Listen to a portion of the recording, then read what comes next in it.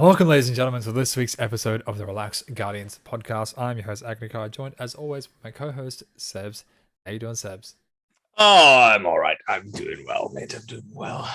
What's happening? Jeez, nothing in Destiny. No, there is a fuck all in Destiny. There is nothing. I do not know what's going to happen to push us to the 30th anniversary. I do not know what's going to go on. 30th anniversary is on the 7th of December. So I that, thought it was like that week's reset. So, look, I think for the next 3 weeks or 2 weeks, whatever it is, we're just supposed to just finish off whatever seasonal stuff we had to begin with. doesn't make sense. So there's no more story, though. It doesn't make. I said it. Doesn't make sense. I'm still holding out. They're gonna do something. They're gonna pull it out of the bag. I'm always the optimist, and they're gonna pull it out of the bag. They're gonna pull it out of the bag. Fuck it. I take this to the fucking bank. They're gonna pull something out of the bag. I'm waiting for it to be like an almighty event that we had back in whatever season. Big climax, and then we go into maintenance for 5 hours, and then Witch Queen servers go live. That's what I'm expecting. I hope fucking not, man. I hope not, but you're possibly right. All right, it's gonna suck if it is, because let's get off it. Let's do the week thing. Let's do the week thing. How's your week, mate? How's my week? How's your week been?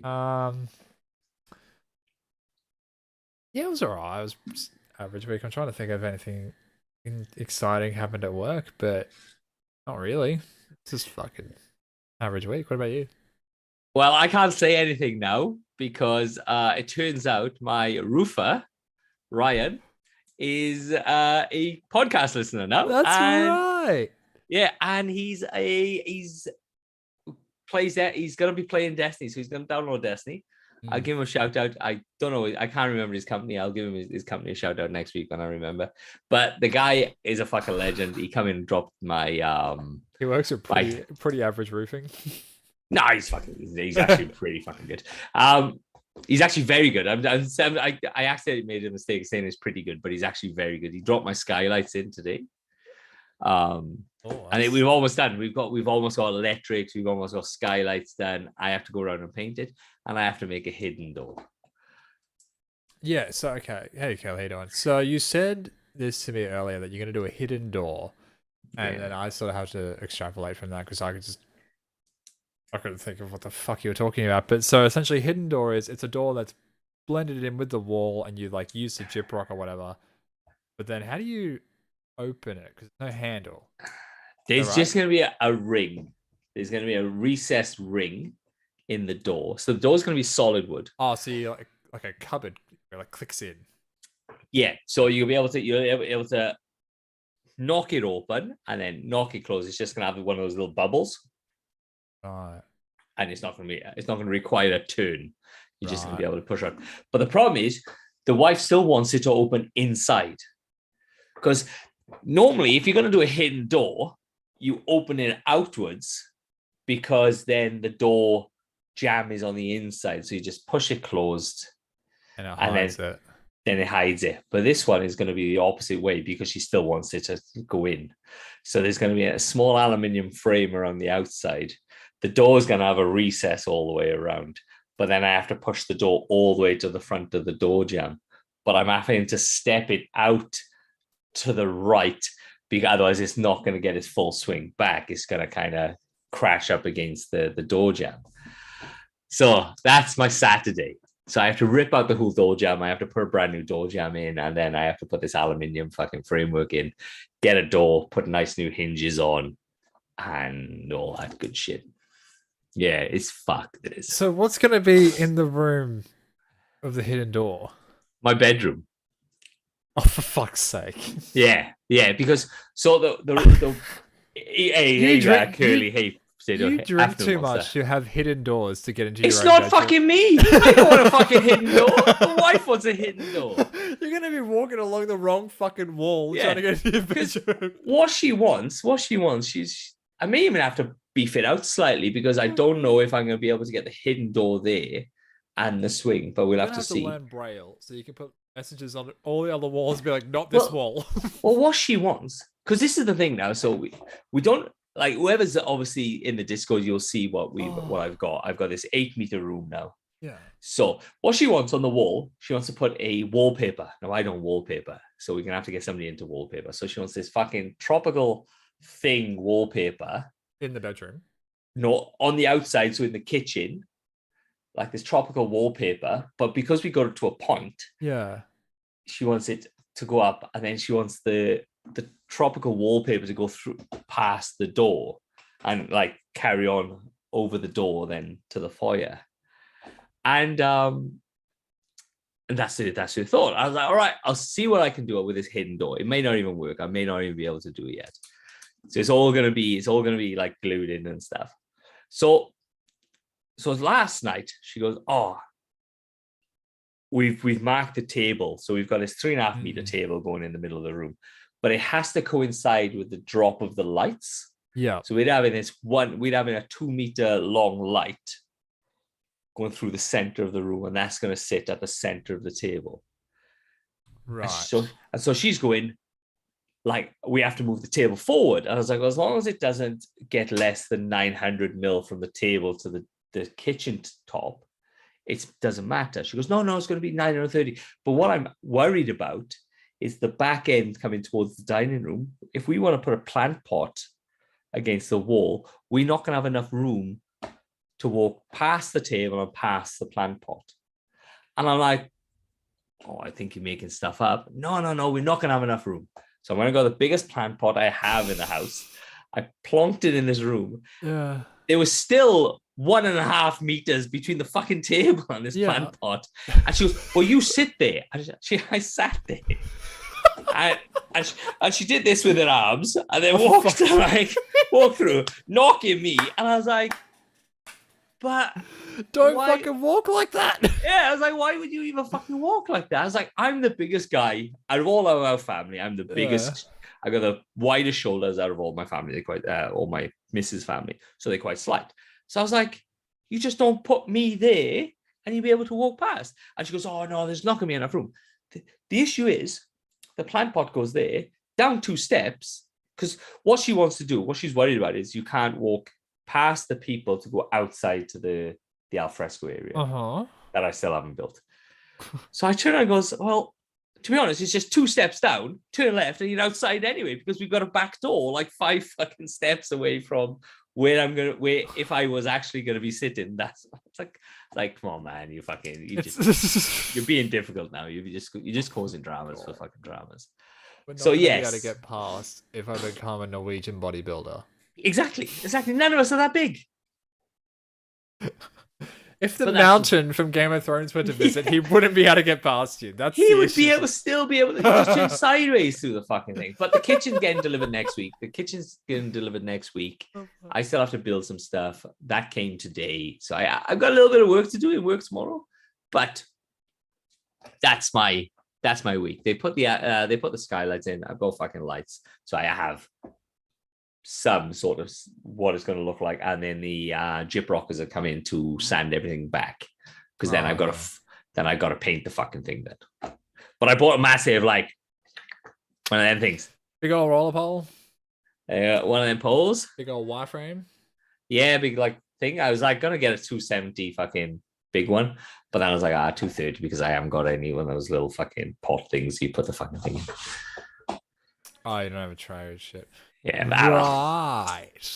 Right. Yeah. So that's it. So. Wow. Right. So what we decided, guys, and I put a post up on Insta and stuff. I was like, we want to kind of go into not just questions like, what do you think about this game? Is we're gonna hit the theories. So what you think the theories are? Go. Sorry. I had a question that I wanted to bring up before we go into the theories, because I listened to TCP had Cosmo on one of their most recent episodes.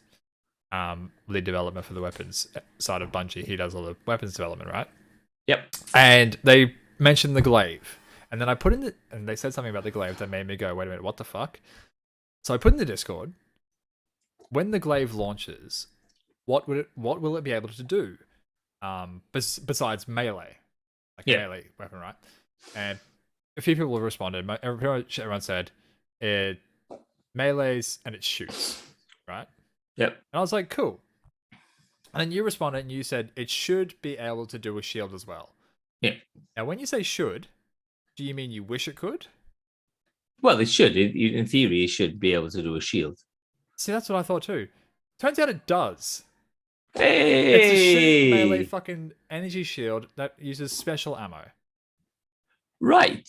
So would it slowly take your ammo away then? So Yeah. would damaging come in, take your special ammo? If you, Or is it like I'm is it not like sure if heir it's- apparent? yeah, see, I'm okay. No, it's not heir apparent, because heir apparent is a proc activation. This, I think, it's supposed to act like your sword energy. You know how you block with your sword Yeah. energy that used to take ammo, but now it uses up energy in that. Potentially, you build up. I'm speculating here because we don't actually know. It might depend on how you build up stacks to shoot the gun itself, or Yeah. shoot the glaive itself, if that takes energy, and then maybe that same energy is used instead as a shield.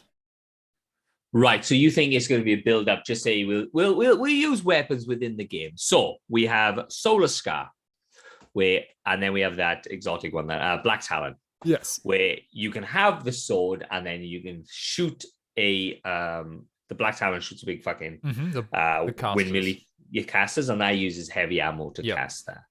Then we have Solar Scar, which is exactly the same thing. It will shoot the projector. Yep. So you're saying, you think it's going to build up like similar to, just say, Vex, because that's the one in our mind. Yeah, right? You have to yeah. kill so many people. It switches. Yeah. Okay. And then you think. do it. In theory, you have to switch and then melee. Because if not, it's just going to be shooting from all over the map with this glaive that just uses fucking special ammo. Yeah, exactly. That's what I'm thinking too. And that seems like it's a bit odd that it would be either able to shoot or melee with the ammo. Because what you're finding, the issue we've got is another obviously issue we got is heir apparent has, if you have, is it heir apparent where you have heavy ammo, you can just shield yourself and people can hide behind you and you can just roll in. Yes. And that's an issue as well, because if this glaive is readily available and then the shielding uses special ammo, then it's going to be a fucking nightmare. Thing. It's going to be a nightmare because people just have glaives, bang, and just and then people come from behind them. So they have to be careful with what it is. So I'm thinking it goes the sword route, right? Where swords used to chew, when you blocked it used to chew heavy ammo, but now it uses up that like heavy swing energy instead. That's shared together. I think it's going to go, best guess scenario, it'll work in the same way. If you shield, it'll chew that energy down. So similar to Swords in the Pit, where you're shooting the witch, not the witch, the Shrieker. And you reflect it back. Yeah, so it uses your ammo. But how? Because you can only, because it'll be 60, I would imagine like normal sword ammo is like 65, 70 odd, depends on what your fucking scabs are and your other bits. Yeah, look. It'll still be quite difficult to use within PvP because you don't have that much armor. You don't have that much heavy given to you. Well, glaives are energy, not heavy. Wow. That's what I mean. Like if it's an energy, if it's in the energy slot and then it works like a sword where it has its own charge to make a shield, that's going to change the way you play Trials. Because right now we're complaining, me personally complain about the fact that Titans essentially get a free fucking revive every time they can just go put a wall up. Now, if every class can essentially put on a glaive, block with the glaive with Yeah. an energy slot, and then get a revive off of that, that totally changes the way you play that game mode, specifically for starters. But then it Yes. changes like other encounters as well, how the raids are going to work in future as well. Yeah, he's gonna be a bit of a sticky one. It is, but like they are supposed they say in the Witch Queen that we'll be able to build it soon towards It's the the end. first thing that you build in Witch Queen. The But first thing that the crafting table does is build a glaive. A glaive. So it's an right, archetype, not a single type of weapon like an exotic. It's its wow, own thing like bows. shit. Do Yeah, you see what I mean? Yeah, it's look they. Wow, wow. It's gonna Yeah. be fucked. Yeah. I was 'Cause listening to that today and went, oh shit. Because it's gonna have to be long. The issue is what people do, they'll just step back and then they'll just try and break the shield from a distance. And whether arc, so air apparent is an arc shield. Yes. You are supposed to be able to hit it with an arc grenade, and it's supposed to take the shield down. Yeah. Or it's more susceptible to grenades. It's more susceptible to that power type. Is that going to be the same? If it's like it's like solar, more solar will take it down, and then you can damage the person. If not, there'll just be bubbles running around the place. You won't be able to hit anybody. Yeah, essentially. We'll turn into gladiators, essentially. It'll be like shield up to each other, and then you just like whoever melees at the correct time. Yeah. Kill. Like that's fucking hell. Yeah, it's going to be. Look, as always, it's always going to be sticky when it comes to certain modifications. Look at obviously stasis. Look at the new glaive. Look at swords. Even swords archetypes when they first came out, they were fucking ridiculous. They were all over the place. So look, I think it's going to be a messy couple of months before they start sorting shit out. Even the Void, Void 2.0 is on. That's why I purposely gone to PvP Void to get ready for the new update. We were talking about that update actually the other day because again we're playing Trials and one of us got shadow dived and they went like, I forget who said it, but they're like, oh, I can't wait for shadow dive to be fucking gone. I was like, yeah, I can't wait for fucking Void Dive to come in and instead of killing you, it just suppresses you and all this other fucking stupid shit it's gonna do to you now. Like, look, what I want with Shatter Dive is that I don't need it. It shouldn't be an instant kill. Even Nova Bomb even handheld Supernova was reduced, so it actually wouldn't do an instant kill. They reduced the range of it. They reduced this. Shatter Dive can take out 6 or 7 people out. Well, it'll have to be 6 because obviously it's only 6 on match. If you freeze 6 people, it will take all 6 out. Your Titan. So situational though. You see it all the time. People taking 3 fucking people out. 6. Okay, 3. Yeah, but see, that's 6s and people playing dumb. Like, I understand that. A grenade itself can take out 3. I don't think, other than supers, you should not have a 1 kill. One kill. So you would take out the Titan shoulder charge. What will reduce it so it's not a 1 kill? The Hunter heavy throwing knife? Which is a precision. That is precision. That is precision. Yeah. I give them that because it is a precision. The Titan hammer is a 1-hit kill at range. The throwing hammer one. Yeah, I don't like the fact that they can go and pick that fucker back up. Warlock empowering rifts turn snipers into one-shot bodies. That's very situational as well because the range on the fucking sniper. Or the flinch on the sniper is fucking savage. True. So you can't hit the broadside of a barn if you're in a empowering rift. It turns what's that bow, exotic bow that tick damages you? Tikus or no, not the Tikus. Void one. The Void one, yeah, turns that into a 1-hit kill. Empowering Le Monarch. Yeah, Le Monarch. Yes, it does. 1-hit empowering rifts turn into a 1-hit kill. Yes, it does. But that's situational. Like I don't think, but that's in an empower rift the last 15 seconds. That you don't get back. That you don't get back for fucking ages. Shadow Dive only lasts as long as you can get your grenade up. Yeah, but so if you build into it, you could Shatter Dive every fucking 15 seconds because your build there's an actual build out so you can build into it. You can build into your recharge. Come on. Oh, It's I'm the just gonna same sit- argument. It's not because one, the bow, you have to deal with the fact that the bow is a certain amount of fucking thing. Maybe when it becomes, it's going to be an issue when it becomes full auto next season. Everything's becoming full auto next season. Oh, okay. Sorry. Yeah. So you're talking about that came up as well. Yeah. So, you're talking about the fact that they're bringing in a full auto system for accessibility users, people who have difficulties with the trigger times. That's not as immediate as people think. First of all, they're going to add a mod that kind of like you know how you got your Icarus mods or your Hipfire Grip mods. Yeah. They're going to add a full auto mod that goes onto every weapon type of that, and so you have to put it on specifically. Yeah. Onto certain weapons, but which you can't put on bows or exotics. And then later on down the line in the actual settings, they're going to put on a toggle for that later. But it doesn't apply to everything. It's only applying to weapons that have like a certain fire rate where it makes it difficult for them to tap it that hard. Curly says one hit with bow is still precision because you have to hit the fuckers in the face with the bow. The fucking aim assist on the Monarch, if you don't hit the head, you fucking hit the sun. Okay?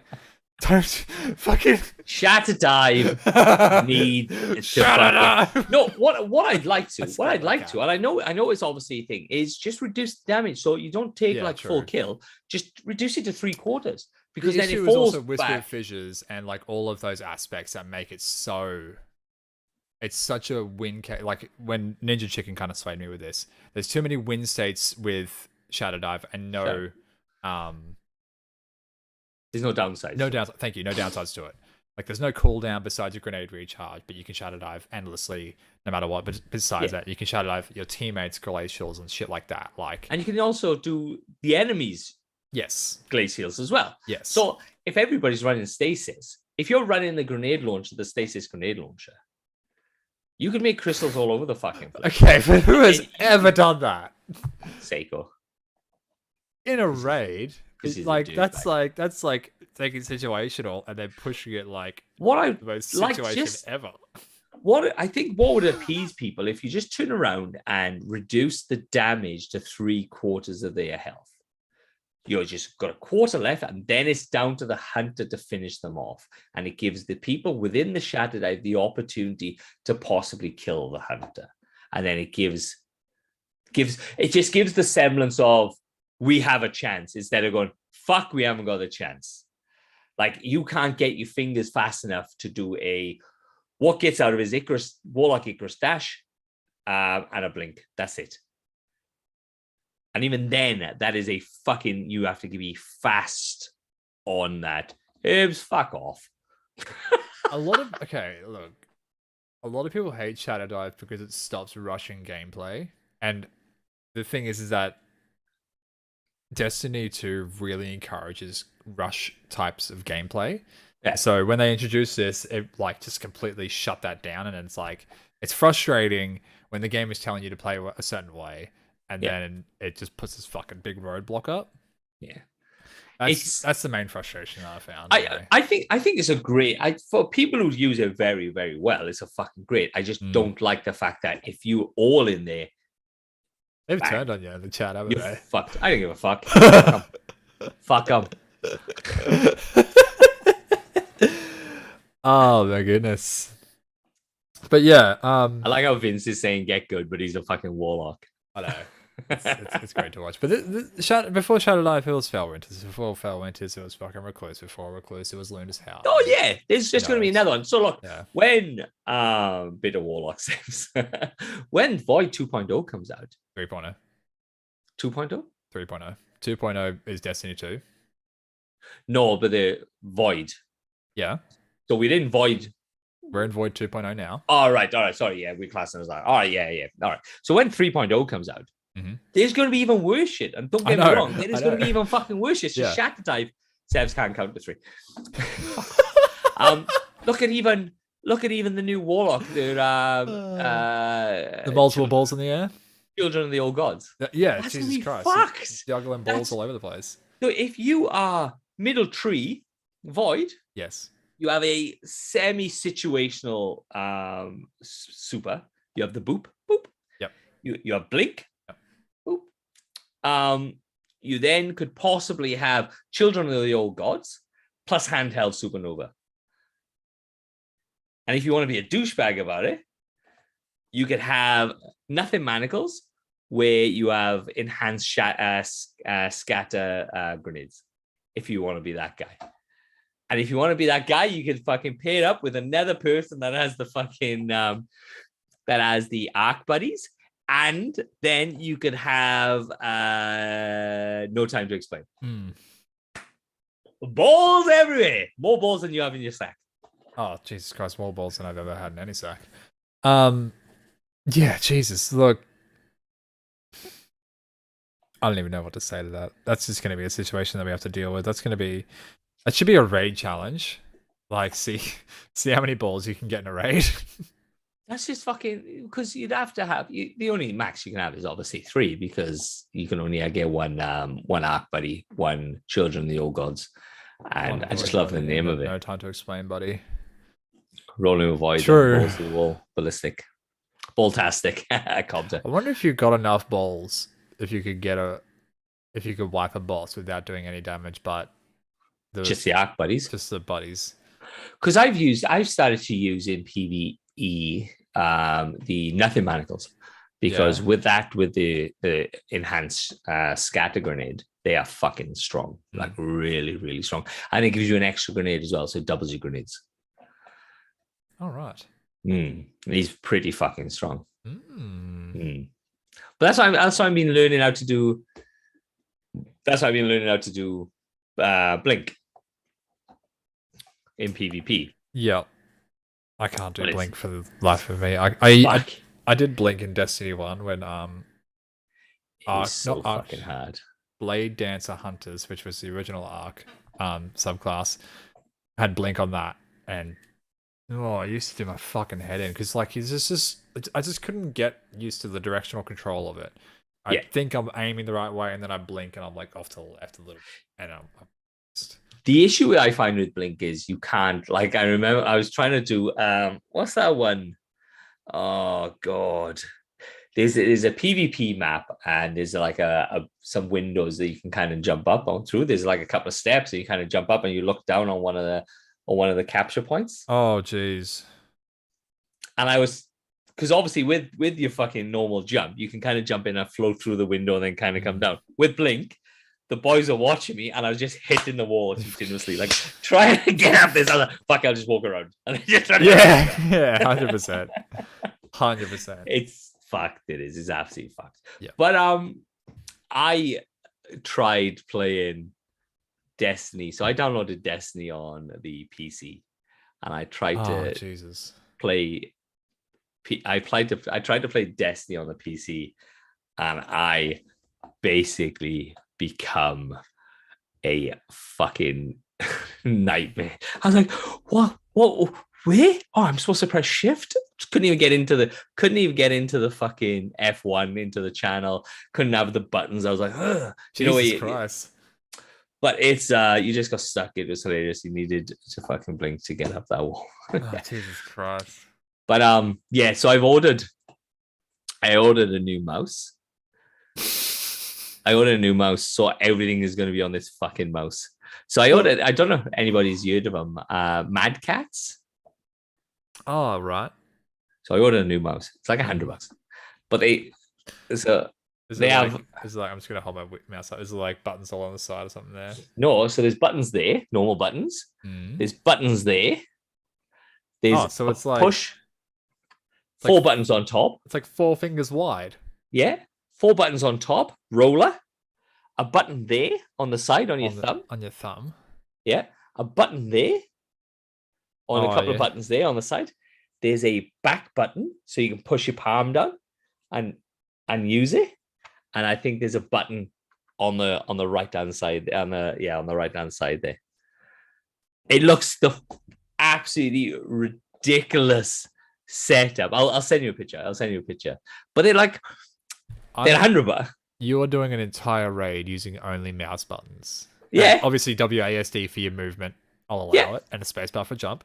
Everything else, you have to do this crazy fucking gyrations of your Yeah. hand to do your super But shit. I thought, fuck it, I'm gonna buy one because one of the boys was telling me he's got a Naga, Razer Naga, and Yeah. it's got 15 buttons on Yeah, the thumb. I used to have a Razer Naga, but it had 6, and I used to. Like, It was like so the Razer Naga that I had was on the side of the mouse, and there was like 6 buttons around the circle, and like a yeah, bit in the middle that you could rest your thumb on, and you used to roll your fucking thumb. yeah. This has got a roller as well.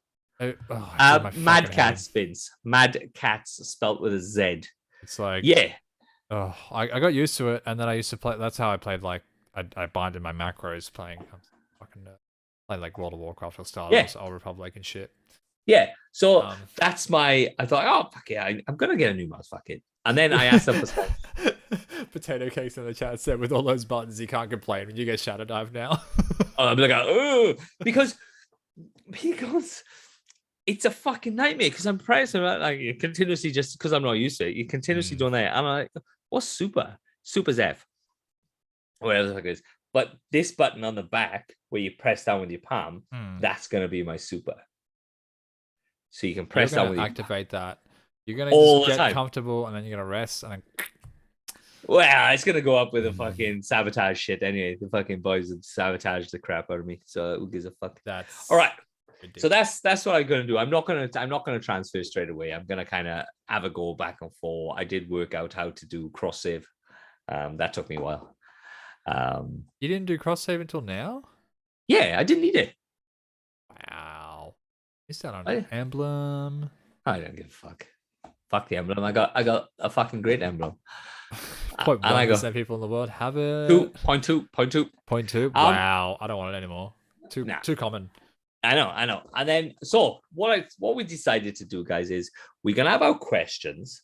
Yes. But we're also gonna try and go into theory craft. Yes. So as theory craft is, it's past, present, future, possible theories. What you think, guys, you're gonna give it to us, and we're gonna basically go off your idea and basically rob it and then put it on the podcast and talk about it. So, okay, you called this out in the Discord the other day, and then people started posting their theories, and I kind of made a deal with myself that I wouldn't read the theories and I would receive them blind on the show. Right. To kind of just get a bit more of a raw. Right. You so let's go back to what you said. You said it within the week. You watched another podcast. You listened to another podcast, and they were talking about certain theories within that upset you, that you got slightly aggressive of. So let's go into that first. Let's rip them off and then use them for a second.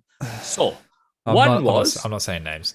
No. One was past Sevs was crap, present Sevs is crap, future Sevs will still be crap. Oh yeah, it's like that, is it? Vince? That's Vince's theory. Yeah. So one theory was we are not seeing Eris Morn, so she has to be Savathun. Do you want me to go into this one? Go for it. No! No, that is not the case. There was a Game Informer interview with Bungie where they said that the reason that Eris Morn has not appeared in this season is because we already had a loaded cast. There is already like 7 or 8 characters that we are dealing with in this season alone. Adding Eris in just didn't work. The time constraints of characters and everything just didn't work. So Eris isn't doing anything at the moment that we're seeing because she's being saved for Witch Queen. And Morla on Twitter has been tweeting like fucking crazy about her excitement for Eris in Witch Queen. So we're going to get big shit from that then. Eris is fine. She's just not doing anything because they couldn't do it at the time. And because Eris Morn has never been in the Dreaming City. This is all based around the Dreaming City. And I doubted Mara Sol would allow the fucking Eris Morn to come into the Dreaming City anyway and deal with Savathun. It's Eris Morn's issue, and she's very, very insular. And so I doubted she would actually get somebody with that much power, which more kind of possibly rivals her own. And possibly Dark Timeline-ish, be very in tune with Savathun. So I doubt Eris Morn would actually let Mara Sol would actually let Eris Morn into the Dreaming City anyway. And this is obviously all built around the Dreaming City. Yeah. All right. So Bungie started hinting that someone is going to die in Witch Queen. Who do you guys think it's going to be? So the hints are coming from the fact that they reintroduced that sidearm, the spoiler alert, which in the description of the gun it says someone's going to die. And when that gun first came in was when Cade died. So that's what people are basing that off. But that's got given off Lady Aphrodite, doesn't it? Was Lady Aphrodite gave the person the gun to give? No, I think it was just a Vanguard drop. No. I think it's Lady Aphrodite give it to Fallen, and then Fallen, when they Fallen come in, or something. I don't fucking know. Anyway, Bungie also said that the gun implementation was intentional. Yeah. Okay. So who do you think's gonna die in Witch Queen? And doesn't come back? Who is gonna die and who? Look, we know. I think it's gonna. I hope it's one of the Vanguard. I hope it's like Zavala or Ikora or one of them people. Sebs, he dies all the time, especially in trials. I hope it's Zavala or Ikora. I hope, because that will possibly shift the dynamics of the Vanguard morph into something else that will allow the city populace to come up with us as such. But I think it's just going to be you find out the Rasputin's dead. Right. Okay. Which is, who do you reckon? I reckon kill off fucking Hawthorne the way they did with factions, where like she doesn't do anything. There's no point killing her off because nobody's going to give a shit. No one gave a shit about factions, so they made a little season about what was her name, Lakshmi, and then they killed her off at the end of that. Yeah, but it's going to be something that's going to have impact. I think nothing's going to have impact because we don't give a fuck about any of the fucking characters. Well, Zavala you would, because Zavala's been there for a while, so everyone's like, ooh. But he loves the game. The guy who plays the voice actor, he fucking loves the game, so I doubt that they're going to fucking put him off. I love faction, Dead Orbit for life. Yeah, you're not wrong. Yeah, okay, so Lance Reddick's a bit of a... What if Mara dies? Mara might die, but then she'll just go back into a throne world again. Yeah. Mara's a bit of a tricky one, which could play out really, really cool. But Mara's also like sort of died and we didn't give a shit. So it's like, maybe we don't go Mara again at the moment. I kind of think that Lance Reddick gives Zavala a like plot protection almost, because yeah, like you said, Lance Reddick like really loves the fucking game. They sort of got rid of Cade, not because they needed to make something interesting happen, and at the same time Nathan Fillion was like no longer going to be available as much, and he was getting more expensive. So they're like, well, let's get rid of Cade, and they didn't even have Nathan Fillion come back to do Cade's final step. So it's like, I don't really see it being kind of like Zavala or anything like that. No, I don't think either. Maybe Petra. Maybe Petra, I think, would be the only interesting one. Because it would send Mara in a like really interesting rage, and that could tip her over. And like, Savathun's all about that. Savathun's about poking at spots that make people hurt. And I think that could even like work a bit against Crow, because Crow's like, you know, he's got a bit of a weird love, like not love connection, but he's got a bit of a strong connection with Petra that we don't really see. She's mean to him, but like she's protecting him more than the Queen is just cruel to him and using him as manipulation. So I think Petra would be like the only interesting one. Yeah, look, it's gonna be a hard one, because sorry, I'm just trying to find the other my bits. Because Mara, if she dies, she'll just go back to her throne world. We know this because it's already happened before. Petrovenge is other people know her, but we really haven't had dealings with her really since Forsaken. So she was a main part in Forsaken, and she was our contact within Forsaken. But since Forsaken, she hasn't really been anything. She just sat in the Dreaming City, just talking giving she's you. she's been around for this season a bit, and she's sort of like she's the only one that actually tells us anything. She explained Mm, the ley lines and Savathun's deal. Um, I mean, Mara kind of told us the story of Crow and everything, and like Aegis Scepter and shit like that. But that, mm. again, that was like a manipulation to get her power, whereas Petra kind of reveals stuff to us that we need to know without doesn't feel like a old. What's the fucking word I'm looking for? An ulterior motive. She's doing it because she can. Okay. Okay. Yeah, it's an odd one. It's an odd one. All right. Mm. So what we're gonna do, because it is quite slow. When it is slow and we haven't got really much to talk about within Destiny, the TWAB is there obviously, but it's quite light. We're gonna start bringing out these theories, and then we're gonna discuss the theories, and then obviously chat if chat wants to come in and have a chat for these things. So let's get this fucking let's get this dude out of the way. Where's my mouse gone? There's my mouse. Where's my mouse? Give me my mouse. Give me my mouse. All right, TWAB.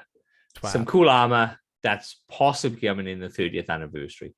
The warlock looks like Baron Zemedy. Is it Baron Zemedy from the new Winter Soldier Hawk? Baron Zemedy. Baron Zemo? Yeah, that's the guy. I honestly, I haven't looked, but Yep. And everything else looks like they're out of fucking Division. So the Titan looks like he's out of fucking Cyberpunk 2020. And then the Hunter looks like he's going snowboarding. Is that the one where the Hunter's got the needleless spikes on his shoulder? No, that's the Titan. The Titan has the spikes. The Titan has the spikes. The Hunter has a woolly hat. and snowboarding goggles. The armor has inspirations from a bunch of different games like Marathon and Halo. Yes. Yeah, the needle spikes is from thing. I do not know where the warlock is fucking going. He looks like a stripper. No, he looks like a flasher. He looks like a flasher with his fucking leather jacket on. All right. Be true. Everyone at Bungie, both trans developers and allies alike, stand in support of our transgender and gender non-conforming community. We join the call to end anti-trans violence and discrimination. The stars burn brighter because of your courage, unwavering strength, and pursuit of truth. Code Redemption. You can get the Code Redemption. It will give you a nice new emblem.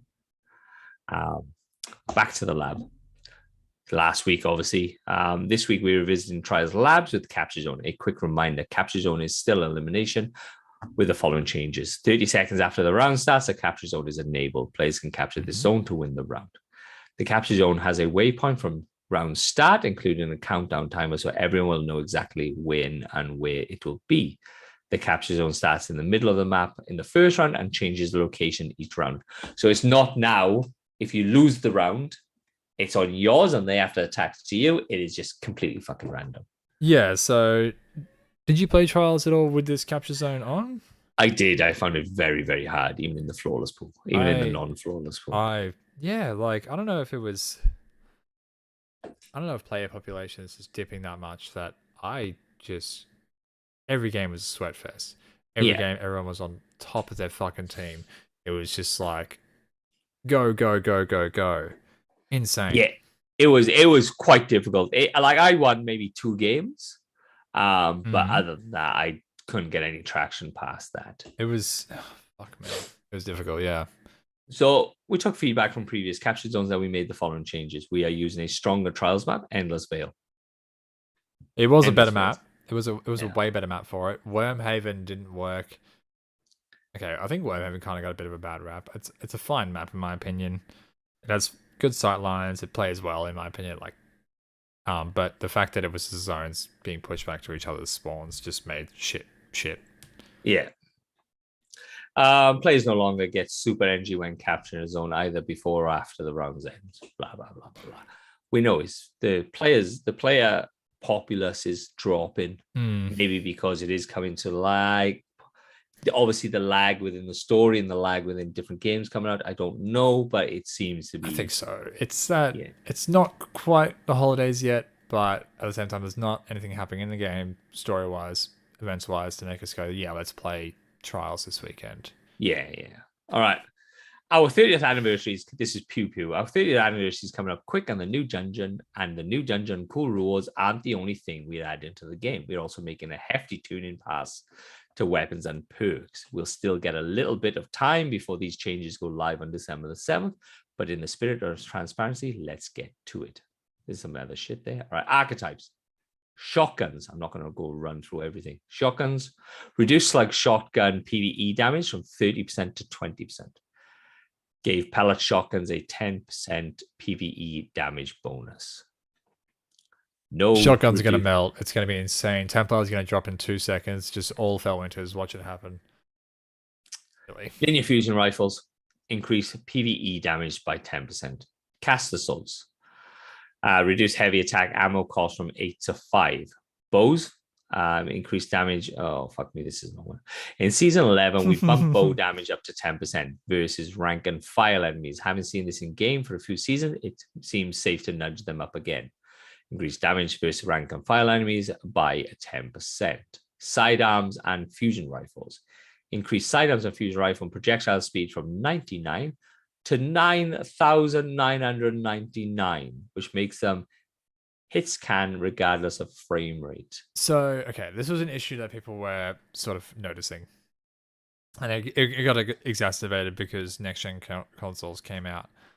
On 30-frame consoles, sidearms and fusion rifles worked as a hit scan, which is basically every gun in the game except for a few, like bows. Bows are a projectile. So it has travel time, right? When you get above 60 frames per second, which is next generation consoles, they no longer become hit scan, they become projectile based. So people were complaining about the fact that fusion rifles and sidearms are feeling irregular in their damage, and they were calling it like ghost bullets, for example. Like you shoot a sidearm and you think it hits, but it doesn't because it's not scanning, it's projectiling. So they changed it from 999 to 9,999, which was what it's supposed to be the entire time, which is just how they code hit scan weapons. Right. So it's just an oversight that was been there for so long, but it couldn't find it until now. Right. This is gonna help. This is gonna either infuriate people if you got it. Vex Mythoclast. Reduce aim assist stat by 25. Reduce the linear fusion rifle mode aim assist cone scalar from 1.1 to 1.05. Now requires 3 eliminations for a full overcharge instead of 2. Suck shit, Vex Mythoclast. Yeah, so Vex Mythoclast was another one where it's like it's a high impact auto rifle that does fusion rifle damage with the stickiest aim assist you've ever seen. So that's why people were crazy good with Vex, because it was crazy easy to be crazy good with Vex. Yeah. So yeah, so sort of it won't be as bad as when it launched, but it won't be as amazing as it has been. Yeah. Right, Fighting Lion, remove the multi-hit requirements, i.e. dealing with damage will grant the buff. Increase buff to reload stat from 50 to plus 70, i.e. reload will still be slow if you miss, but if you land any damage, Fighting Lion will reload faster than it did before the nerf. Increase buff durations to 7 seconds. That's good. Arbalest, now an intrinsic anti-barrier. Sleepless. I think they spoke about that a while ago, making Arbalest anti-barrier intrinsically, but it's hasn't come to pass. Nah. Sleeper Simulant, increasing magazine size from 3 to 4. Increased PV damage by 6%.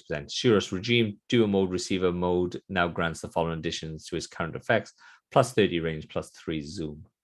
It goes on. I'm going to fucking go across this because I'm going to just bollocks. There's a lot of weapons. Yeah. Whisper of the Worm. The original DPS King has fallen out of favor with the delay before the damage buff kicking in to make the weapon less usable in short damage phases. The optional sustained damage required a critical hit, but not sufficiently rewarded precision. Reduced delay on activating Whispering Breath from the catalyst from 2.1 seconds to 1.2 seconds. White Nail Magazine refill changes was 3 from inventory, but now pulls 2 from inventory and 1 from thin air. Is it going to come back? Increase damage in PvE by 10%. So if you can keep hitting crits, 3 from inventory, 1 from thin air. You should always have 1 bullet. Yeah. But it takes 3 hits anyway, doesn't it? To reload, 3 crits to hit, 3 crits to hit to reload the weapon. Oh, does it? Okay, Yeah. so you won't. So eventually you will run out of ammo. Yeah, but it still But reduces. It reduces the amount of time that it takes. So what sorry, is increases. this? It's like 16 rounds. Total, yeah. Yeah, so you should be able to get fucking 6 rounds back in there. So you should really have a magazine of 22 if you hit all crits. Give or take. Okay, well that's cool. Deadman Tales. Note this is actually branched in the tuning between input devices. Increase reticle friction fall off distance. No effect on mouse and keyboard. Less recoil, reduce the effect on mouse and keyboard.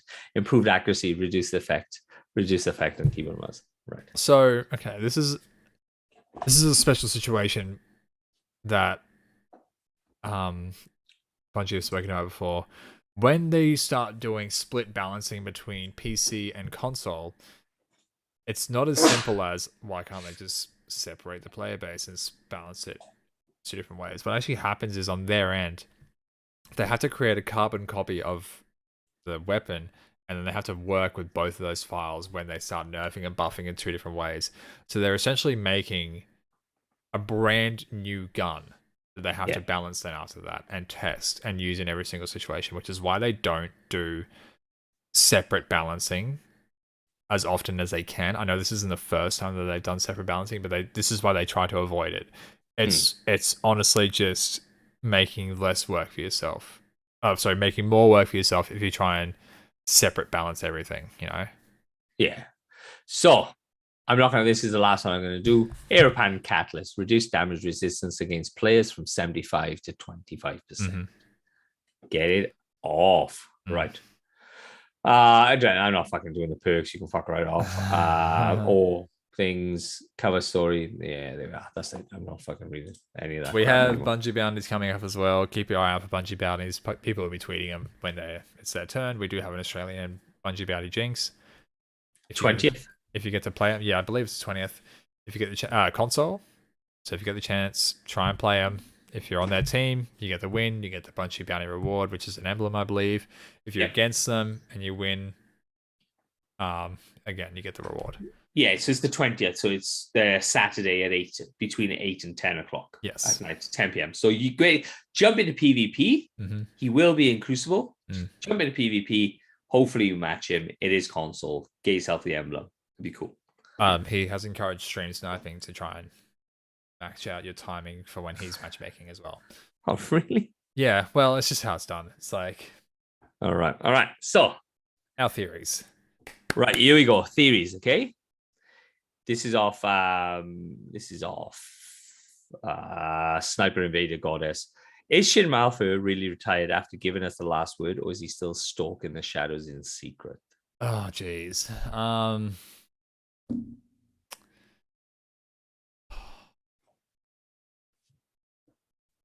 I want to say he's like that fucking Die Hard 4 Bruce Willis kind of character where it's like, I'm retired, but we need you for this last job. All right, I'll do it. Like, sort of shit. Look, I think he's got I think the thing is, I don't think he's ever going to come back because he's at his arc. He's at his story arc and it's kind of finished. It would feel weird for him to come out of the shadows and have another arc. Yeah, he's even said, like, I'm not going to chase down the Drifter. I'm sort of done with chasing down the Dredgen. It's on you now. And he actually gave up. The last word that we have in Destiny 2 is actually the original last word, whereas in the Destiny 1 lore, the one that we made was like a replica. Even though they do the same thing, it's kind of weird.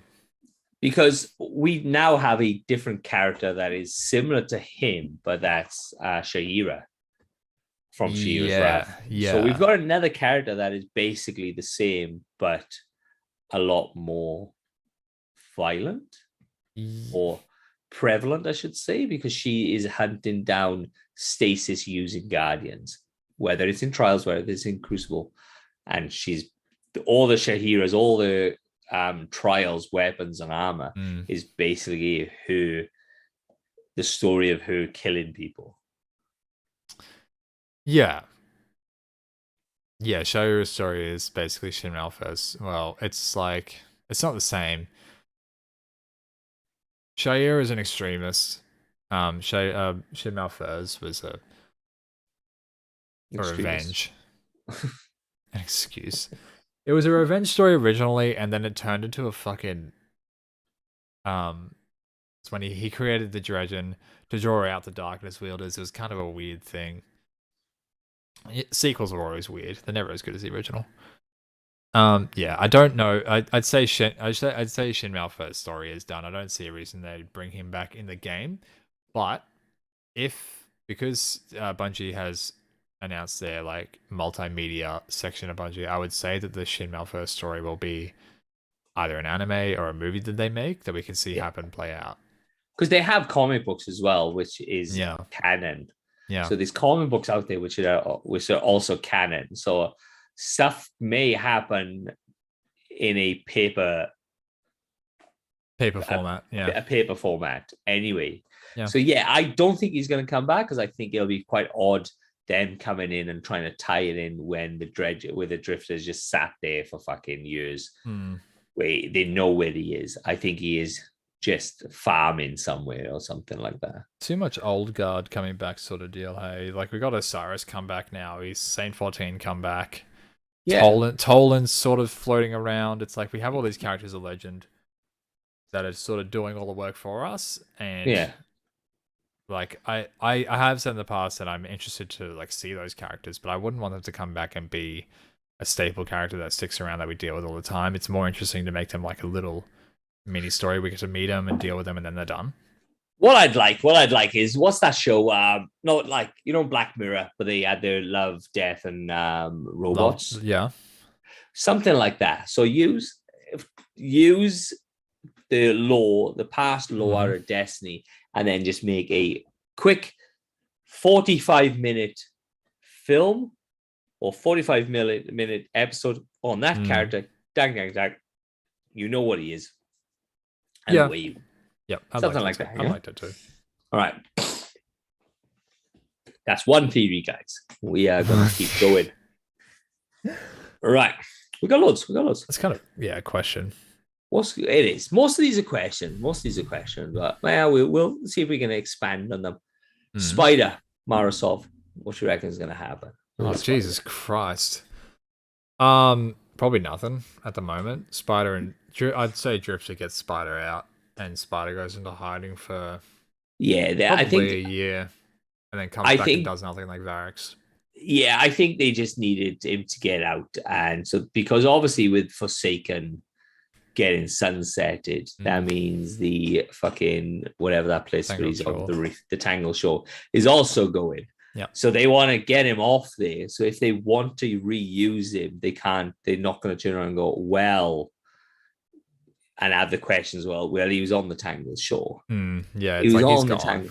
Yeah, he's on the Tangle Shore. Oh, but he wasn't on the Tangle Shore. He ran away. Yeah. Marasov. I don't think for such an interesting character as Spider, I do not think they would kill him off. Or is that the person that's supposed to be dying next season? Nah, he's like Crowley from Supernatural. He's too slippery and he's too smart for his own good. Yeah. And it's like he'll get into plenty more situations where he almost gets himself killed before ultimately he gets himself killed yet. Okay. Also a question. But hey. All right. Oh, Christ. Here's a good one. True Blaze. That was off Lowy. That earlier one was off Lowy. Elephant in the Room. Story events. Will Crow betray the Vanguard now that Samathun revealed the past to him? He stormed off rather upset, which would lead us to believe that he will be a catalyst for her release. Did you see the next part of that, Blaze? Like, yeah, he stormed off upset and he had his cranky moment. But then we went and spoke to him and he was angry at us, and then he forgave us on the spot. And he's like, I understand it. The rule is Guardians don't know their past, and you didn't tell me my past because of our past, sort of thing, and you didn't want to ruin what we have now. Like, I get that. And then he goes to Ikora and he says, reassign me to Keitel because I can't be around Savathun. She's getting in my head. So no, I don't think Crow's is being set up in any way to betray the Vanguard at this point. See, Of I'm the opposite. course you are. Because he will cause an argument. No, I think I look, it's very possible that he could just turn around and he could be the catalyst for us to turn around and release or kill the worm. She is no longer the worm. He then releases her for her to disappear into her throne world and then start Witch Queen. I think there's a different betrayal coming from that. I don't think he's going to be around for that event. Have you seen the trailer that went around on Twitter, which was like a bit more of an expanded moment where, in the Witch Queen reveal, Ikora's looking at the whiteboard and it's like all the suspects and stuff. The trailer that came out on Twitter kind of expands on that a bit more. It turns out that, from what we can tell, that's not Ikora's whiteboard, because she's on it as a suspect. Like, there's a thing that's like Ikora. It's like pinned her face on it, and it's like Ikora, suspect, traitor. Did she release Savathun? Like something like that. So someone thinks that Ikora did it. So I think Crow is sort of pulling, like, he's working for the Vanguard to find out who got Savathun out.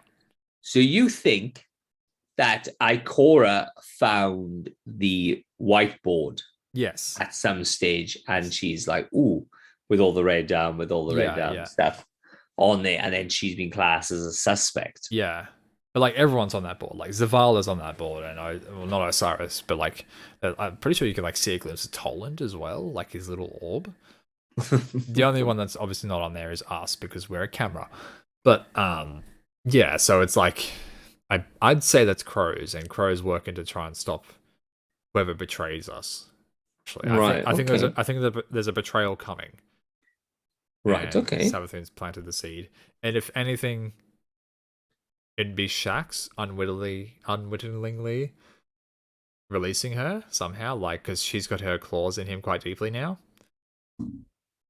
I heard a rumor that the board belongs to Arnor. Possibly that's another one. Who's Arnor? She's the one that did the Gambit season where she was like, she was a Vanguard worker. So it could possibly be hers as well, and that'd be a good introduction to like actually meeting her. Yeah, just not this random fucking person that you will have to pledge allegiance to, type of thing. Yeah, Praxic order, bitch. All right. We talked about this. Glen 25. Calus has become consumed by darkness and is the new raid boss. We think he's too important to be a raid boss because usually the raid bosses aren't that substantial. Yeah. Usually they're their own, like, instance. Like, the raid is usually their little story. That's about it. Yeah. Calus has been the exception because the raid introduced Calus. Yep. All right.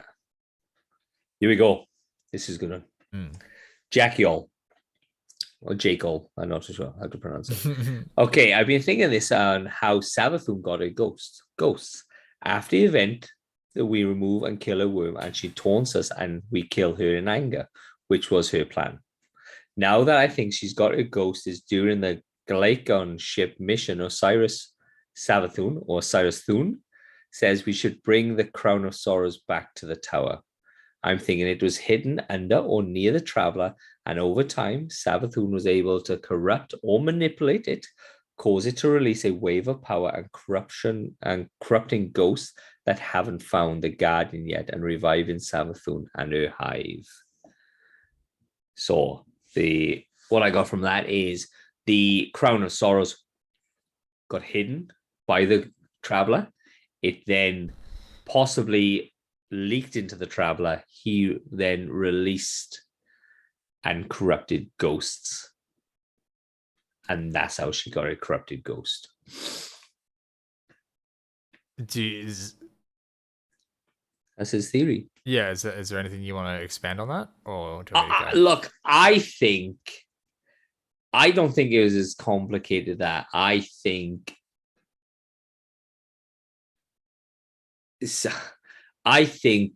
Sagiro is taken and not killed. She then corrupted Sagira, and then she produced her ghost from the Sagira ghost. That's what I think it happened. Copter says there's speculation going that Sagira didn't actually die. I think she's dead, but she's been necromancied. And that, oh yeah, and that made possible. Savathun's special ghost that we've seen. Yeah, the corrupted ghost. Where Savathun got the ghost from, we kind of already know.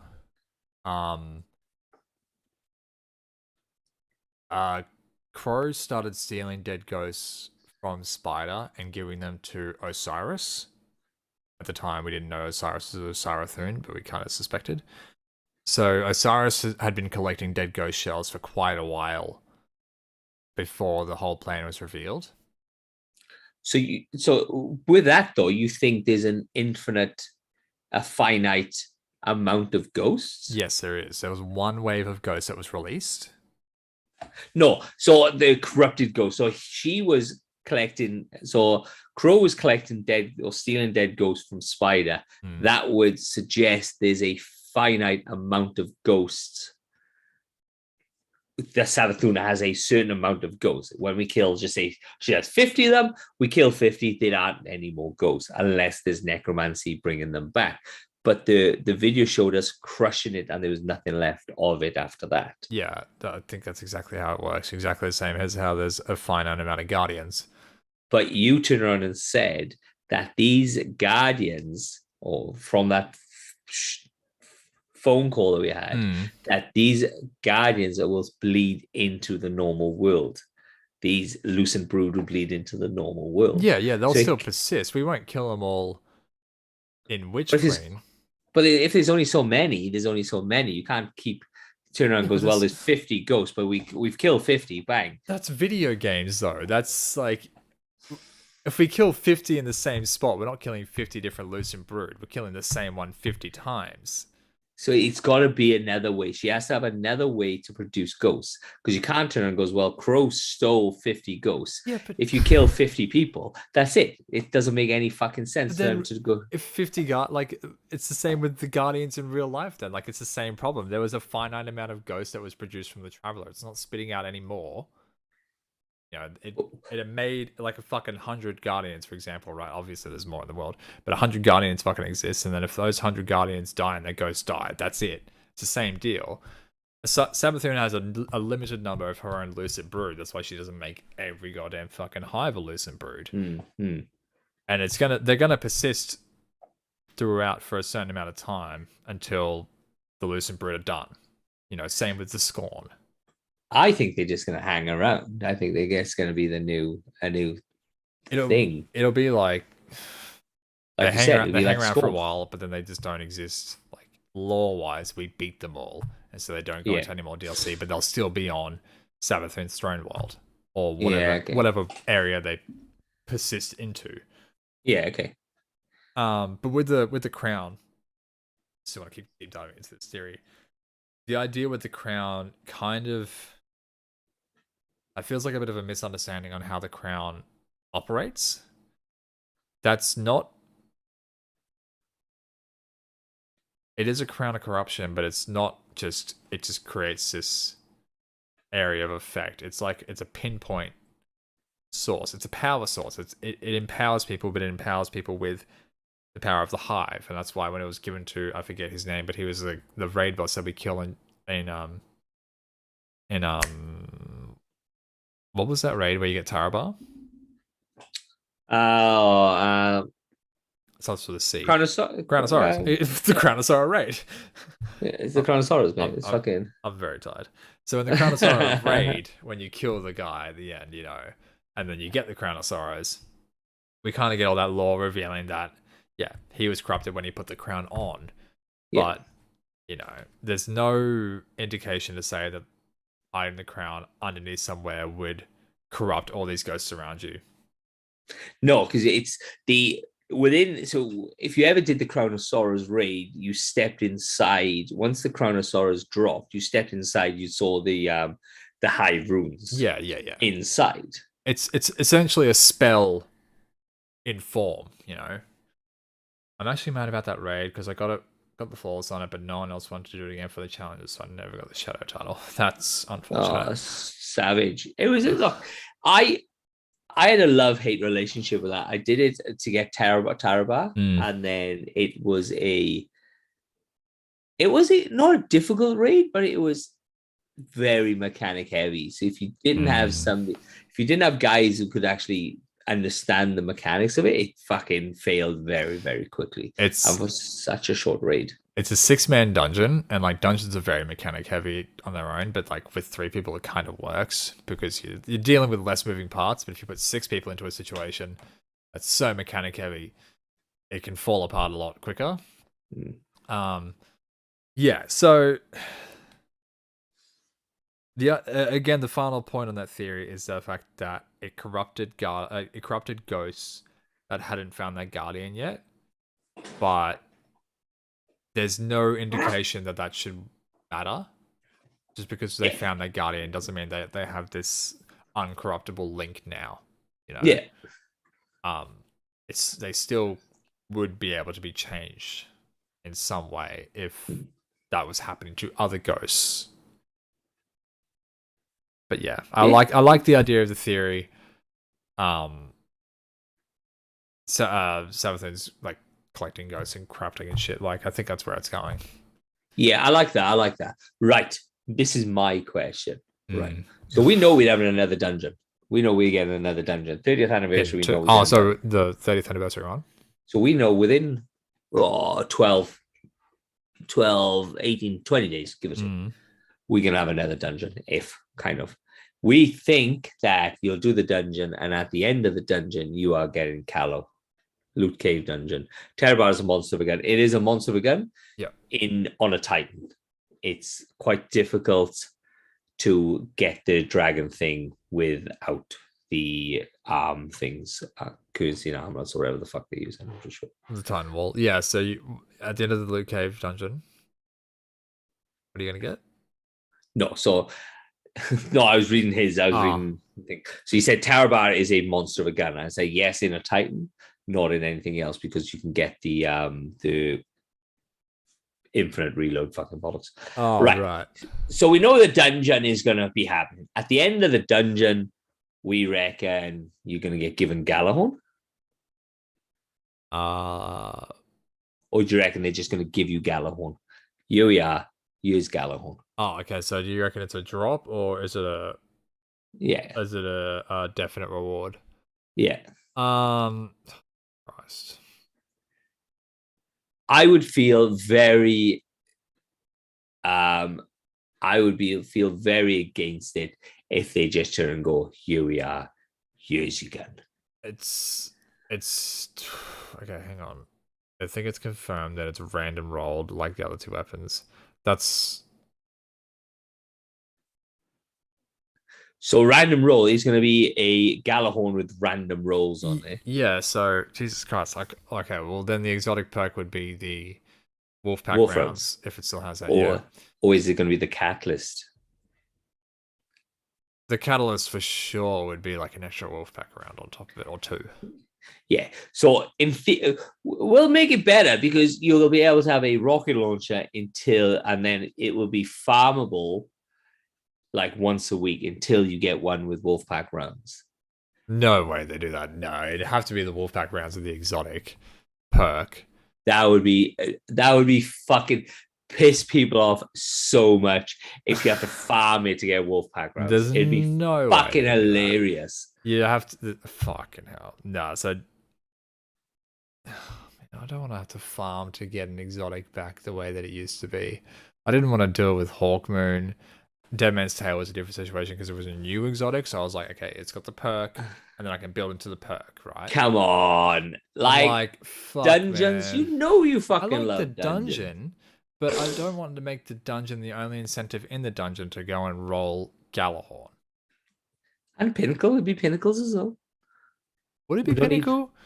Yeah. Would it matter if it's Pinnacle? I'm 30 at the moment. Yeah, but next season, it's a 60 fucking level jump. would is the 30th anniversary persisting through next year, or is it just for December? I forget. I don't know if they've confirmed this or not. Well, it's a dungeon. The dungeon's staying. Okay, but what dungeon is currently Pinnacle? Prophecy, right? Prophecy. Just Prophecy. Mhm. So Prophecy would no longer be Pinnacle, and Unless they rotate it, as they kind of talk to it. Because they have spoken about raid rotations, and so you're saying, Yeah, have they said dungeon rotations as well, or it was led to believe that it would be a dungeon Okay. rotation as well. Okay. So, like we always do, why we've been talking about this, guys, it will be they are talking about raid rotation. So, not just VOG, then you get pinnacles on rotate. You get pinnacles from a raid. So, like, just say Last Wish will be one, DSC will be another week, and then VOG will be the next one, and then it'll go back around to Garden of Salvation, and then rotate and rotate. So you're not just stuck in VOG trying to get your 5 pinnacles. Fuck Because VOG. next, pardon? Fuck VOG. Yeah, I fucking hate VOG. I love VOG. But what it's getting away from, remember, next Witch Queen, 60 levels. You have to get up to 60 levels. I don't know when the new raid is dropping, but I would imagine it'll be dropping very, very quickly behind Witch Queen. I think it. Okay, how long was Beyond Light? We got one reset. It's like 2 weeks. It was literally 2 weeks. I think this will be possibly slightly I think different. it was less than that. I think it was. No, we had one reset and it dropped on the Saturday, didn't it? Yeah, you're right. Yeah, so it dropped on like a Saturday or something like that. I think it dropped the first week, so it was like 5 days or 6 days. No, you had one reset in there. You had one reset in there, and it dropped that weekend. Really? I think, yeah. I do want to know what the first season of Witch Queen is all about. Yeah. I don't think it really matters. Like, I think, okay, so first season of Witch Queen probably won't happen for a month or two after Witch Queen drops. Remember how long season of The Hunt was out after Beyond Light dropped? Like, it was like November Beyond Light dropped, but then season of The Hunt started in January. Yeah. So it's like, it's going to be a long while. But there'll be enough to do. Yeah. But remember, there's 60 levels. As we're getting closer to the thing, we will start running through how best to get your levels up. I would do that after Witch Queen drops, and like we get a week with it, because who knows? They might drop it and be like, well, power levels all gone. It's all XP now. Well, it could be. You could be fucking right. Yeah, we wait until week which drop runs. Yeah. But remember, it's 60 fucking levels, man. It's fucking. It's a lot. He's a beast. Well, okay, but 60 levels. It's like 50 levels of power, and then 10 pinnacle levels, and then the 10 pinnacle levels is when it fucking sucks. I don't know. I do. I got stuck in a hotel for fucking 2 weeks. I just played Destiny for 24 hours a day. That's right. Wow, silly. I managed to fucking power level 3 characters and somebody else's. Okay, so to answer your question, I think it was earlier, do I think we're gonna get given it? If it's random rolled, yeah, I think it's gonna be like a guaranteed like Hawkmoon situation or Dead Man's Tale situation where you get it no matter what at the end, but you can only get it 3 times a week for your random rolls. Yeah, I wish it was. Do you think it's going to be post or pre nerf? I don't think it's going to be either. I think it's Hawkmoon D2 is not Hawkmoon D1. We've kind of spoken about this before. Same situation. Gjallarhorn D2 won't be Gjallarhorn D1. It might share a perk like the Wolfpack rounds, but it's not going to be as amazing as it was. Yeah, okay. All right. So what type of dungeon do you think we're going to get? Is it going to be prophecy-ish, or is it going to be pit? Because they've done pit. They've done prophecy. So we know the both kind of ranges where they're going to kind of go. Is it going to be hive-based, or do you reckon it's going to be vex-based? Okay. I kind of hope it's Fallen based, and kind of how 0 hour worked at the end of the tower there, where you got to go into the Cryptarch sort of area. It'll probably be Hive based because it was Hive that spawned out of that cave. But I kind of hope that we get to go behind that loot cave, and then the Cryptarchs are all just like sort of chilling in there. Like it's like you fight through a Cryptarch area or some shit just because it's a loot cave. I don't know. I just like that reference. But do you like? I doubt it will be Fallen due to Mm. the fact that we are kind of semi friends with Fallen. It'd kind of be really weird if we fight through a fucking shit ton of Fallen True. to get there. True. It'll probably be Hive. Well, I think like what oh, we've done Taken. So we can't do Cabal because we're friends with the Cabal. We can't do Fallen because we kind of Fallen friends with them. The 30th anniversary, where did you get Galahorn from? It was from Vogue, wasn't It was it? a well drop. So what happens? What was in the fucking the chest in Vogue? What did you get from there? There was a loot chest in there that you could get a Galahorn from, Right. but Vex was always the Volta Glass exotic. Yeah, okay. So it possibly might be tied in with this loot chest thing. Because like a Vex dungeon, but it's then we got the splicer thing then. It's like, are you taking away from the splicer part then? Because we've had the fucking 2 seasons of splice. We've had 2 seasons of Vex. I honestly, I wouldn't be surprised if we got into that loot cave and it was just like, it was like that underground nightclub that we found on the Tangled Shore that the Fallen had for whatever fucking reason, and then they were having like gladiator brawls in the back room. Yeah. Like we find just some weird shit down there. I would really like for them to just like have a really fun piss take, and it's like a Cryptarch's fucking stripper house or some shit. I don't know. That'd be fucking cool. Yeah. Like just like have fun with it. Really have fun with this idea of the loot cave. Because if it's not staying, fucking go. Do we know if it's going to be in the loot cave? Yeah, it's in the loot cave. You spawn it. It'll be like a special entrance where you spawn in and you go into the loot cave, and then you go down a secret fucking escape route. Really? Yeah, it's confirmed. So it's confirmed it's going to be in the loot cave. Yes. Right. But the loot cave was like, it wasn't actually a cave. It was, you remember in Destiny 1 how you could just like go into those little holes in the sides of a mountain, but it was like 3 steps in, that was it. Yeah. That's all the loot cave was. So yeah, there's nothing to go farm the shit out of it. Yeah, so there's nothing to actually go down into at the moment until this drops. Right. Fair enough. Okay. All right. Cool. All right. That's it. I think that's all I got. Is that all our theories? I think so, yeah, man. Do you have anything hot spicy takes you want to drop before we go? Have you got any hot spicy takes you want to drop?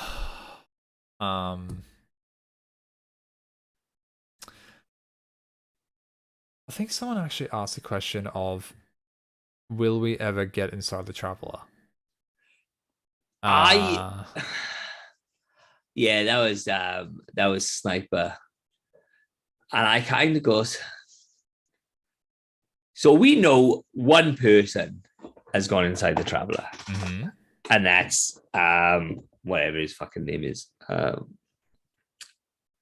Eris, fucking Eververse's uncle. Oh, Fenchurch. Fenchurch. Yep, Fenchurch. So we know he's gone in there. I doubt it. Mm-hmm. I doubt we're going to get pulled into the Traveler. What I would like, though. All right, theory. The Traveler is an arc. In the Traveler, right, here's a city.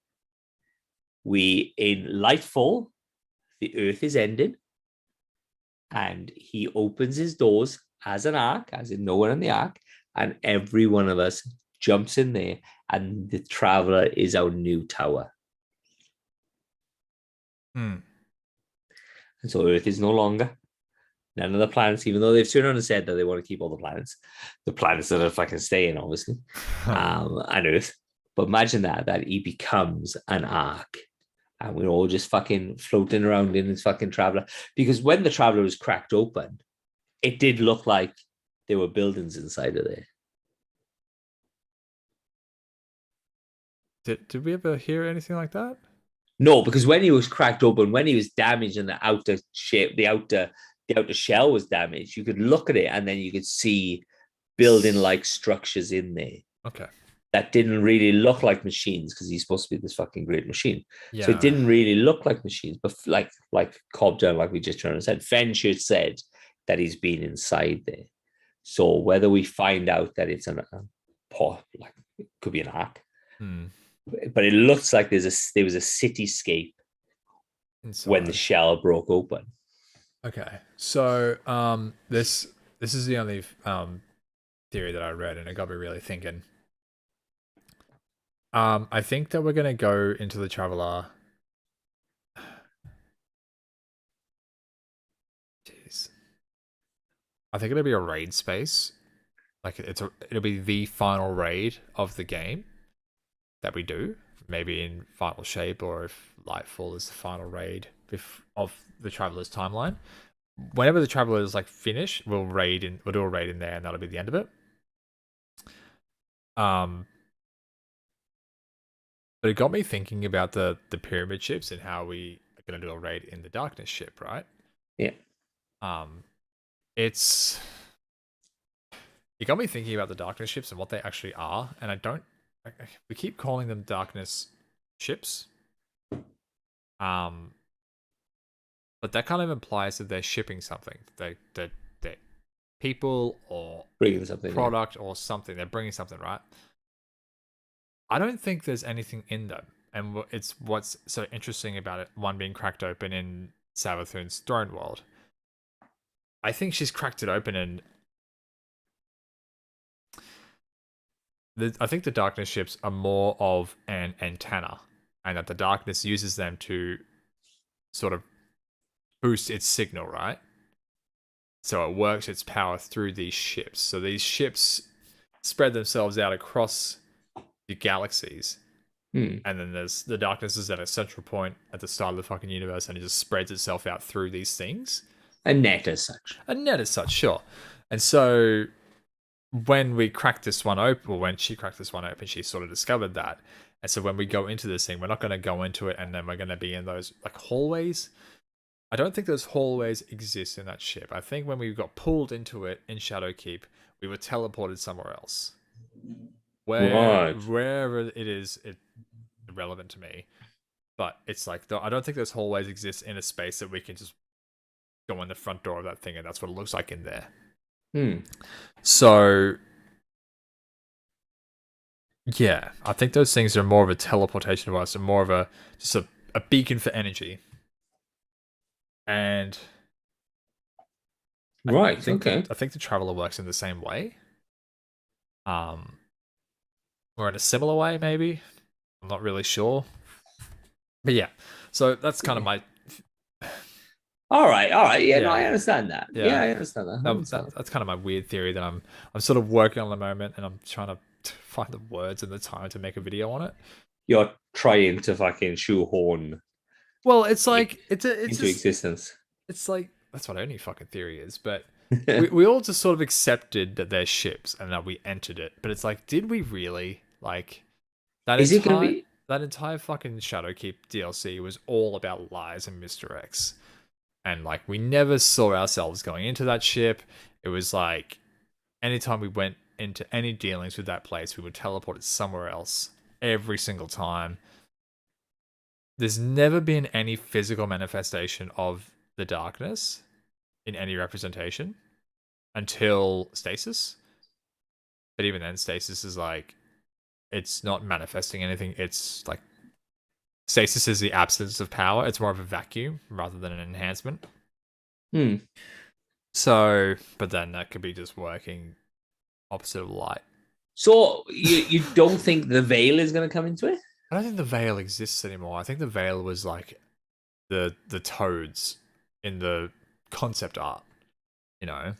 But you see them all over the place. It's not just it's no the Veil. So if nobody knows what the Veil is, the Veil, every statue you see shrouded in like a sheet, they are supposed to be the Veil, and they were supposed to be a sixth race. Yeah, there was a sixth race that was in concept art called the Veil, and they look like that statue. I think that statue is a representation of maybe not the entity, maybe it is the entity, but whatever the darkness pushes itself else at as a visual form. Yeah. So it puts that statue all over the fucking place, like it did with Deep Stone Crypt and Clarity Control, that fucking massive one. Yeah. It could Yeah. be a representation of how powerful the darkness is in that location, even like its hold there. Like Yeah. it leads itself like a totem, you know. Yeah, okay. All right. But there's more in them. See, there's not just so when you go and start the Xenophage quest, there's the 4 statues at the Xenophage quest within the pit, which is tied to the Scarlet Keep pyramid and stuff. So there's not just one single entity there. There's 4 the fuckers in there.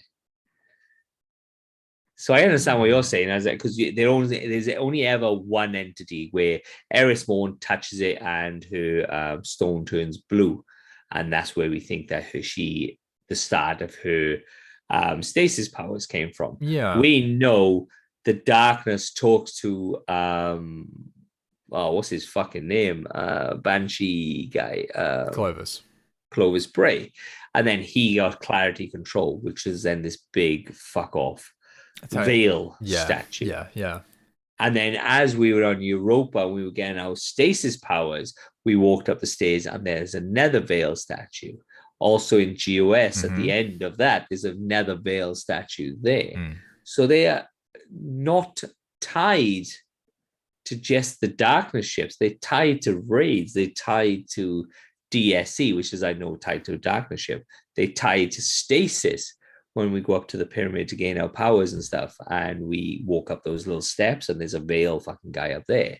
It's also, I think there's one in the Dreaming City as well. I think there's one underneath the Dreaming City as well. There's a cloaked statue. I haven't heard the Dreaming City one. Yeah, there's one. I think there's one underneath as you run towards when you're doing those anchor points for the new Fusion. There's one down there. So they're not, like I said, they're not just tied to the darkness ships, and they're not just tied to points in the story. They are actually tied to a lot more places, which doesn't make any sense if they're only tied to the darkness. Yeah. Which doesn't make sense because we would have thought we would have seen the 6th race with the Veil by now. Yeah, surely that. Because it doesn't make sense. It's in GOS because GOS is tied to the Vex, and GOS we're under the understanding that the Vex are neutral, so they do not get influenced by the darkness unless we call them the darkness side of thing. Well, yeah. And then it's back to stasis. Is stasis a power that's given to us by the darkness, or is stasis given to us by the pyramid ships, which is a neutral party? And if so, why is it a Veil character at the end as you run up the steps? Why do we constantly associate them with the darkness? Exactly. Yeah. These are all answers that we do not have, questions we do not have answers to. Well, this is why it's theory time. If you like our theory, give us a fucking shout out. We want more theories. We want some of these fucking far left, far right, fucking crazy ass theories that we can fucking talk about, guys. Really hit us with like an idea that's like maybe it's lingered at the back of your mind, and kind of expand upon it. Don't just go, could it possibly be this? Like, really sort of explain why you think it could be. Yeah, because we'd like to bring you into the conversation, and then we have your conversation if it's going to be A, B, and C, and then we can turn and go, well, it could be possibly D, E, and F, X, Y, Z. It's kind of like, it makes me feel like I'm a bit of an arsehole every time someone says, oh, I think it could be this. And it's like, well, no, it can't, because we've already had the answer to that. Like, with the Eris Morn thing that I was explaining earlier, like, I don't want to be the guy that goes, no. Like, I want to hear your theory and go, fuck, that's really interesting. Yeah. Maybe that could be a case. So let's get some theories. Like, there's the Instagram, put your theories up on there. There is Ags' stream. There's my stream. Discord. All the fucking good stuff. Discord. Right. I think we're about time. Plug your stream, buddy. Tell everybody what you've been doing, and then we'll get out of here.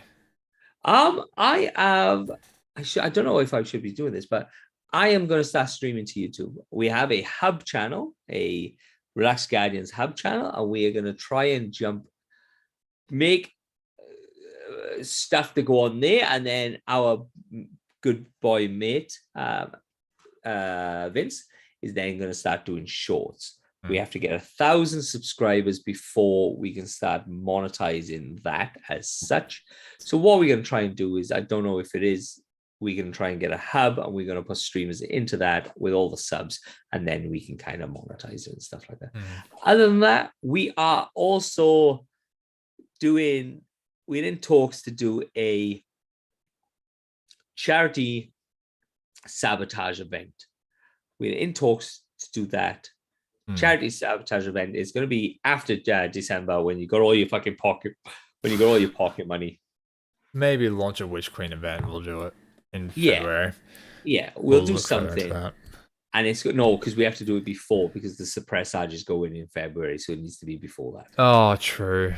Yeah, so we're gonna be. What's the gist of it is we're gonna get as many streamers as possible. We're gonna go into Crucible to warm up. Sabotages will be in effect, so it'll be change weapon, it'll be supers or whatever the fuck it is. I will release it a bit, and then as 3-man teams, we're gonna go into Presage with sabotage in effect. Yeah. So the bucket, whoever's gonna be doing it is gonna have their own. A couple of boys had some really good ideas, and I'm not gonna wreck it for them. I'm gonna let you fucking figure that out. Plus, we're allowed to say it. So we are, myself and Agnikai, are doing a charity stream next Saturday. 27th of November. 27th of November is the Road to Savathun. We will be streaming. It's a Destiny fans hosted event. Yeah. Not much more we can really say at the moment, because we don't really know. Yeah, you know what it is. You'd love to talk about it. No. It's not that I don't want to talk about it. I don't really know what's going to happen yet. We still need to. There's still a few steps that need to be taken before we even know what the final event is. But 27th of November, Destiny. It's gonna be fun. Charity event. It's gonna be fun. It's gonna be great. It's gonna be all the big ass streamers are gonna be there. We're gonna be streaming, obviously. We're also gonna be then doing some gameplay and some shit before, and it's gonna be good. It's gonna be good. It's gonna be possibly sabotage event type of thing, but you can give, and to his great charity. I actually don't know what the charity is, but it's a great charity. Oh my god, man! It's like Star Kids or something. Yeah, I don't fucking know what it is. We're also, for our charity events, we're also taking charity suggestions. We've had some good ones.